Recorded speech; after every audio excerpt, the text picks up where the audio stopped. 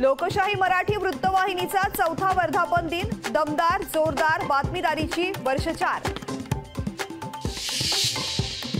आरक्षणाच्या बाहेर राहणाऱ्यांना 100% मोफत शिक्षण द्या, आरक्षण मिळेपर्यंत शासकीय नोकर भरती करू नका, जरांगेंची सरकारकडे मागणी।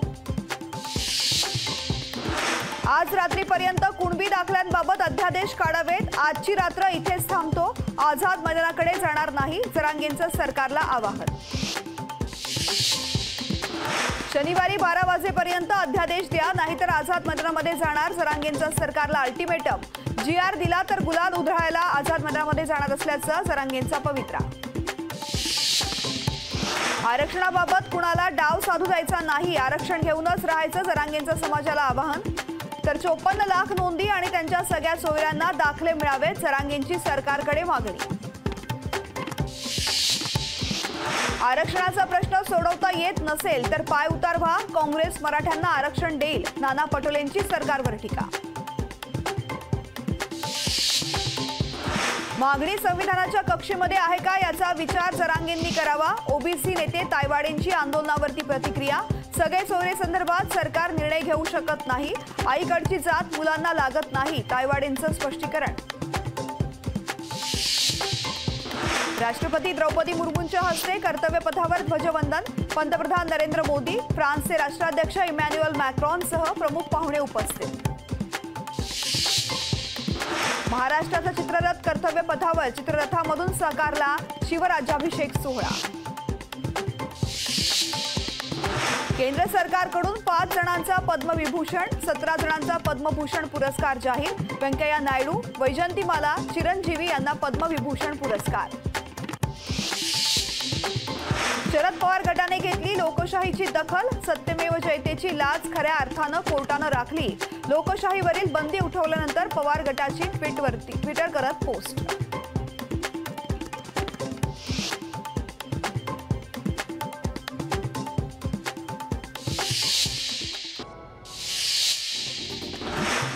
मुख्यमंत्री एकनाथ शिंदेंच्या हस्ते वरच्या निवासस्थानी ध्वजावंदन, महाराष्ट्राचा विकास हाच सरकारचा ध्यास, विकासात महाराष्ट्र कुठेही कमी पडणार नाही, ध्वजवंदनानंतर मुख्यमंत्र्यांची प्रतिक्रिया। कस्तुरचंद पार्कवर उपमुख्यमंत्री देवेंद्र फडणवीसांच्या हस्ते झेंडावंदन, झेंडावंदनानंतर फडणवीसांनी नागरिकांशी साधला संवाद।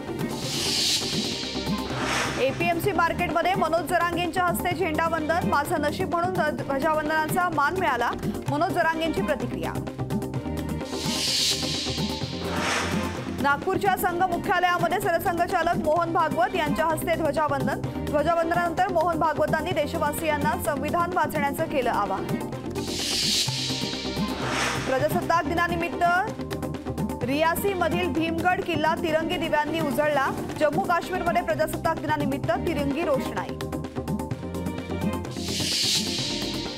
प्रजासत्ताक दिनानिमित्त नवी मुंबई पालिकेवर विद्युत रोषणाई, महापालिका तिरंगी रोषणाईनं सजली।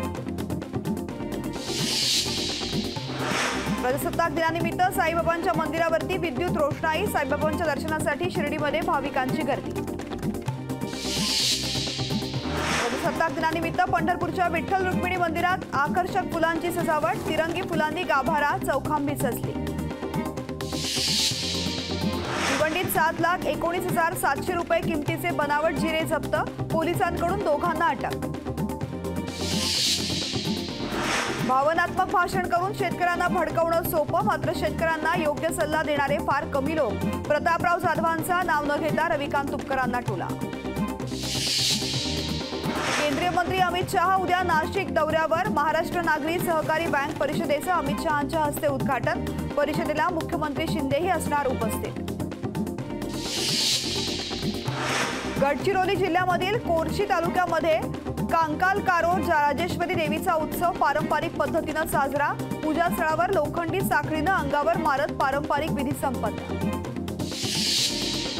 पैठणमध्ये आझाद स्वाभिमानी सेनेच्या वतीनं नगरपालिका कार्यालयासमोर उपोषण सुरू, परिसरातील विविध समस्या लवकरात लवकर सोडवण्याची आंदोलकांची मागणी।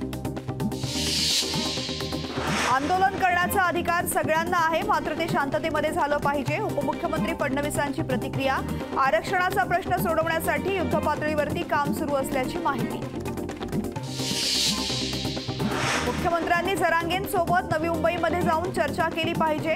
मराठा आरक्षणावर तोडगा नाही काढला तर महाराष्ट्रात हाहाकार उडेल, संजय राऊतांचं वक्तव्य. जरांगे पाटलांनी सरकारला अनेकदा वेळ दिलेला होता, मात्र आता जरांगेंच्या मागण्या सरकारने त्वरित मान्य कराव्यात, अंबादास दानवेंची प्रतिक्रिया. जालना जिल्ह्यातील पोलिसांच्या ताफ्यात नवीन 44 वाहनं दाखल. मंत्री अतुल सावेंनी वाहनांना दाखवला हिरवा झेंडा.